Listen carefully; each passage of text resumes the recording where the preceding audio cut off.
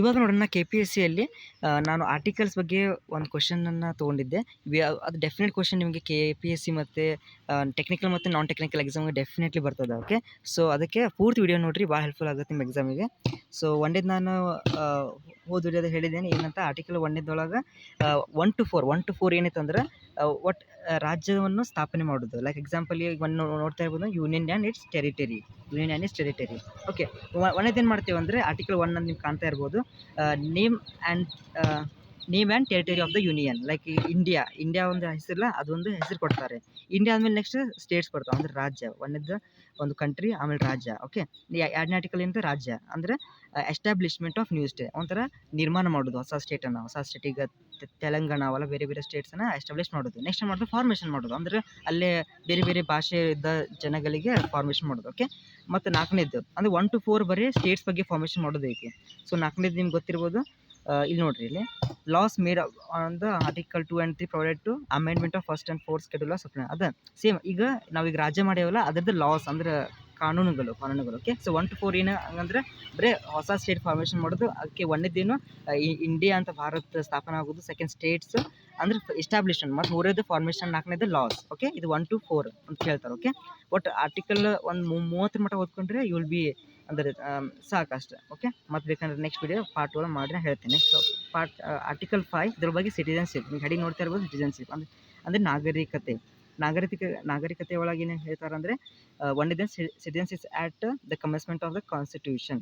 ಒಟ್ಟು ನಾಗರಿಕತೆ ಒಂದೇದ್ದು ನಾಗರಿಕತೆ ಅಂದ್ರೆ ಅಷ್ಟೇ ನೆನಪಿಟ್ಕೊಳ್ಳಿ, ಆರ್ಟಿಕಲ್ 5. ನೆಕ್ಸ್ಟ್ ಆರ್ಟಿಕಲ್ 6 ನೋಡೋಣ, ರೈಟ್ಸ್. ಈಗ ನಾಗರಿಕತೆ ಬಂದರೆ ಅವ್ರದ್ದು ಏನಿರ್ಬೇಕು, ರೈಟ್ಸ್ ಬೇಕು, ಅವ್ರಿಗೆ ಹಕ್ಕಿರುತ್ತಲ್ಲ, ಸೊ ಅದಕ್ಕೆ rights of citizenship. Next article 7 rights ಅಂದರೆ ಪಾಕಿಸ್ತಾನ, ಅಂದರೆ ಇಲ್ಲಿಂತ್ರ ಈಗ ಪಾಕಿಸ್ತಾನಲಿಂತ್ರ ಇಲ್ಲಿ ಬರೋರಿಗೆ ಅದಕ್ಕೆ ಒಂದೇದು. ಈಗ ಒಂದೇದೇನಪ್ಪ, ಸಿಟಿಜನ್ಸ್ ಅಂದ್ರೆ ನಾಗರಿಕತೆ ಇಲ್ಲಿದೆ, ಆದರೆ ಇಲ್ಲಿದ್ದ ರೈಟ್ಸ್.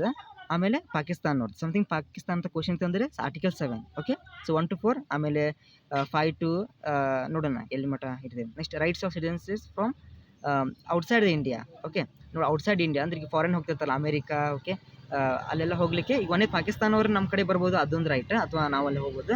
ಮತ್ತು ಇನ್ನೊಂದು ಅದು ಅವ್ರು ಹೋಗಕ್ಕೆ ಕೊಡೋದಿಲ್ಲ, ಆದ್ರೆ ಅವ್ರು ನಮ್ಮಲಿಂತ್ರ ಅಂದ್ರೆ ಈ ಕಡೆ ಬರ್ಬೋದು.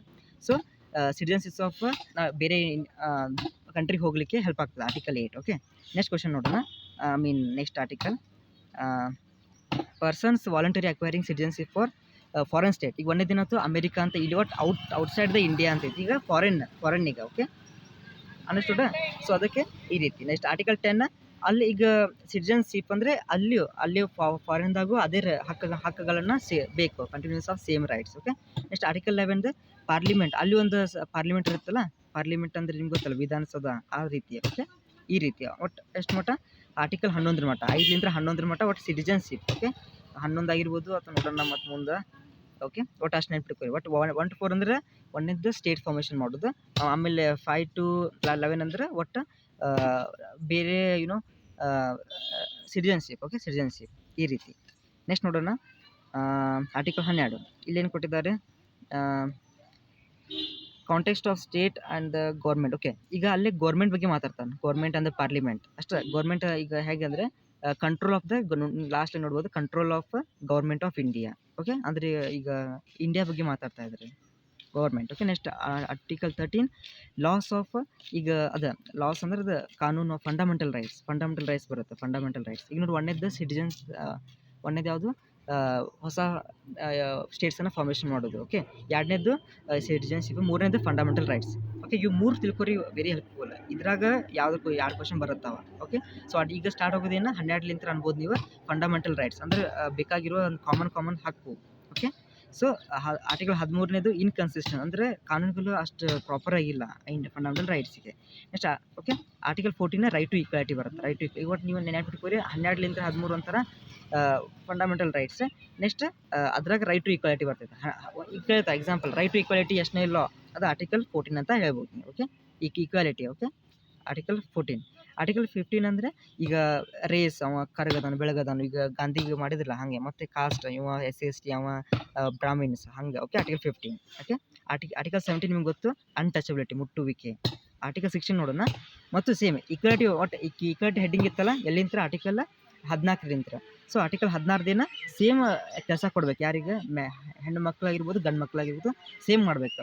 ಭೇದ ಭಾವ ಮಾಡ್ಬಾರ್ದು. ಆರ್ಟಿಕಲ್ 17 ಹೇಳಿನ ಅನ್ಟಚಬಿಲಿಟಿ ಅಂತ. ಆರ್ಟಿಕಲ್ 18 ನೋಡೋಣ, ಅಬೊಲಿಷನ್ ಆಫ್ ಟೈಟಲ್ಸ್. ಈಗ ಗಾಂಧೀಜಿಗೆ ಫಾದರ್ ಆಫ್ ನೇಷನ್ ಅಂತಾರಲ್ಲ, ಅದು ಒಂಥರ ಆ ಹೆಸರನ್ನ ಕೆಡಿಸ್ಬಿಡುದು. ಅದಕ್ಕೆ ಹಂಗೆ ಒಂಥರ ಈ ಬೇರೆ ಬೇರೆ ತಪ್ಪು ಟೈಟಲ್ಸ್ ಇದೆ, ಅದನ್ನ ಬಂದ್ ಮಾಡ್ಬಿಡೋದು. ಓಕೆ, ಆರ್ಟಿಕಲ್ 19 ನೋಡೋಣ. ಇವಾಗ ರೈಟ್ ಟು ಫ್ರೀಡಮ್ ಆಗಿಲ್ಲ. ಒಟ್ಟು 18 ಮಟ್ಟ ರೈಟ್ ಟು ಅವರೆಲ್ಲ equality. Article 19 protection of certain rights. ಇದು ಒಂಥರ ಪ್ರಾಪರ್ ಆಗಿ ರೈಟ್ಸ್. ಓಕೆ, ರೈಟ್ಸ್ ಒಟ್ಟು ರೈಟ್ ಟು ಫ್ರೀಡಮ್ ಅಂತ ಬಂದರೆ ಆರ್ಟಿಕಲ್ 19 ಅಂತ ಹಾಕ್ಬಿಟ್ಟು ಆರ್ಟಿಕಲ್ 19 ಇದ್ರಲ್ಲಿ ನೋಟ್ ಮಾಡ್ಕೊಡ್ಬೇಕು. ಆ್ಯಕ್ಚುಲಿ ಒಂದ್ಸಲ ರಿವೈಸ್ ಮಾಡಿ ನಡೀತಿದೆ. Article 19. Okay, article 17 untouchability. Article 18 abolition of titles. Article 19 ಒಂಥರ freedom. Okay, protection of certain rights. Next ನೋಡೋಣ. ಇದು ವಿಡಿಯೋ ಮುಂದೆ ಹೋಗೋ ಮುಂಚೆ ಸಬ್ಸ್ಕ್ರೈಬ್ ಮಾಡ್ಕೊಳ್ಳೋದು, ಯಾಕಂದರೆ ಹೆಲ್ಪ್ ಆಗುತ್ತಲ್ಲ. ಓಕೆ, ಆರ್ಟಿಕಲ್ 20 ನೋಡೋಣ. Protection in respect to offences. ಯಾವುದೇ ಕೆಲಸ ಈಗ ಫಾಲೋ ಮಾಡುತ್ತಾರೆ ಅದಕ್ಕೆ ಆಫೆನ್ಸಸ್ ಅಂತ ಆರ್ಟಿಕಲ್ 20 ಅಂತ ಹೇಳ್ತಾರೆ. ಆರ್ಟಿಕಲ್ 20 ಆಫೆನ್ಸ್ ಬಂತ 20. ಇನ್ನೊಂದು ಕ್ರೈಮ್ ಅಂತ ಬರುತ್ತೆ. Crime TV ನೋಡ್ತಿರಲ್ಲ. ಸೊ ಅದು ಎಷ್ಟನೇದು? 20 ಯಾವುದು? ಎಸ್, ಇದು ಅರೆಸ್ಟ್ ಅಂತೇವಲ್ಲ, ಇದು 22. ಒಂದೇದ್ದು ಆಫೆನ್ಸ್ ಅಂದರೆ 20, ಅರೆಸ್ಟ್ ಅಂದರೆ 22. ನೆನಪಿಟ್ಕೋರಿ. ಈಗ ನಾ ರೀಸೆಂಟ್ಲಿ ಆರ್ಟಿಕಲ್ 21 ಹೇಳೀನಿ. ಏನಂತ ಆಗಲೇ ಓದಿಡೋ ಹೇಳೀನಿ, life and liberty. Police constable ಎಕ್ಸಾಮ್ದಾಗ ಕೇಳಿ ರೀಸೆಂಟ್ಲಿ ಕೇಳಂದ್ರೆ ಈ ಸತಿ ಬರೋ ಚಾನ್ಸ್ ಅಂದರೆ 20, 20, 23, 24 ಆ ರೀತಿ ನೋಡ್ತಾ ಇರಿ ಅಂತ ಅಷ್ಟೇ ಹೇಳೋದು ನಾನು. ಓಕೆ, ಸೊ ಈಗ ಒಟ್ಟೇನು 20, 21, 22 ಮತ್ತು ಆಲ್ಮೋಸ್ಟ್ ಆಲ್ ಅರೆಸ್ಟ್ ಗತ್ತೇನು. ಓಕೆ, ಅಂದ್ರೆ ಒಂದು ಅಫೆನ್ಸು, ಆಮೇಲೆ ಲೈಫ್ ಆ್ಯಂಡ್ ಲಿಬರ್ಟಿ ನೋಡ್ಬೋದು. ಲೈಫ್ ಆ್ಯಂಡ್ ಲಿಬರ್ಟಿ ಮತ್ತು 22 ಸರ್ಟನ್ ಕೇಸಸ್ ಅಂತ ಅರೆಸ್ಟ್ ಆಗುತ್ತೆ. ಓಕೆ, ಅರೆಸ್ಟ್ ಅಗೇನ್ಸ್ಟ್ ಅರೆಸ್ಟ್ ಅಂದರೆ ಪ್ರೊಟೆಕ್ಟ್ ಮಾಡ್ಬೇಕಂತವ್ರು ಅಲ್ಲಿ ಕೊಲೆ ಮಾಡೋದಲ್ಲ, ಅದ್ರ ಬಗ್ಗೆ ಮುಂದೆ ಹೋಗೋ ಹಂಗೆ ಮನುಷ್ಯನ ಜೀವ ವೆರಿ ಇಂಪಾರ್ಟೆಂಟ್ ಅಲ್ಲ, ಅದಕ್ಕೆ. Next article 23, 24 right against exploitation. ಯಾವುದರ ಒಂದು ತಪ್ಪು ನಡೀತಿತ್ತು ಅಂದರೆ ಅದಕ್ಕೆ ಹೊಳ್ಳಿ ವಿರುದ್ಧ ನಿಂದಿರಬೇಕು. ಒಂದೇದೇನು? Traffic in human beings. Okay, ಒಂಥರ ಟ್ರಾಫಿಕ್ ಅಂತ ಒಂದು ಟ್ರಾಫಿಕ್ ಬಂತಂದ್ರೆ 23 ಅಂತ ನೆನಪಿಡಿ. 24 ಅಂದರೆ ಎಂಪ್ಲಾಯ್ಮೆಂಟ್ ಆಫ್ ಚಿಲ್ಡ್ರನ್ಸ್. ಅಂದರೆ ನಿಮ್ಗೆ ಗೊತ್ತಲ್ಲ, 14 ವರ್ಷ ಕಡಿಮೆ ಇದೆ ಅಂದ್ರೆ 10ನೇ ಮಟ್ಟ ಚಲೋ ತಂಗ ಕಲಿಸ್ಬೇಕಂತ ಏನೋ ಗೌರ್ಮೆಂಟ್ ಜಾರಿ ಬಂದಿದೆ.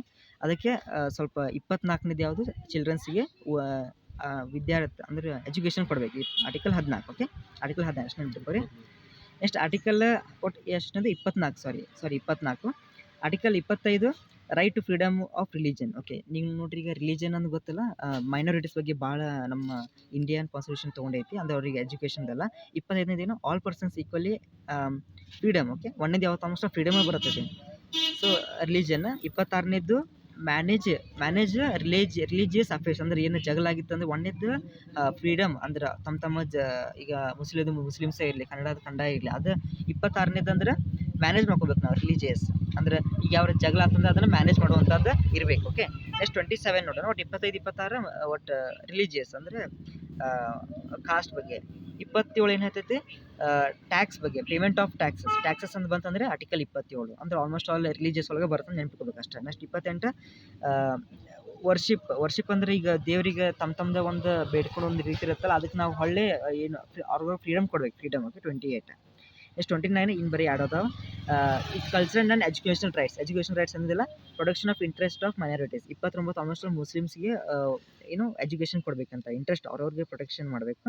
ಮತ್ತು 30ನೇದು right of minorities to established and administrator educational institution. ಅಂದರೆ ಸೇಮ್ 29, 30 ಅವ್ರಿಗೆ ವಿದ್ಯಾದಾನ ಮಾಡಬೇಕು ಅನ್ನೋದೊಂದು scheme. Okay, 29 protection of interest of minorities. ಅಂದರೆ ಅವ್ರಿಗೆ ಏನೇ ಇಂಟ್ರೆಸ್ಟ್ ಐತಿ ಅವ್ರಿಗೆ ಬಿಟ್ಟಿದ್ದು ಮೈನಾರಿಟೀಸಿಗೆ. 29, 30 ಆಲ್ಮೋಸ್ಟ್ ಮೈನಾರಿಟೀಸ್ ಅಂತ ಇದೆ.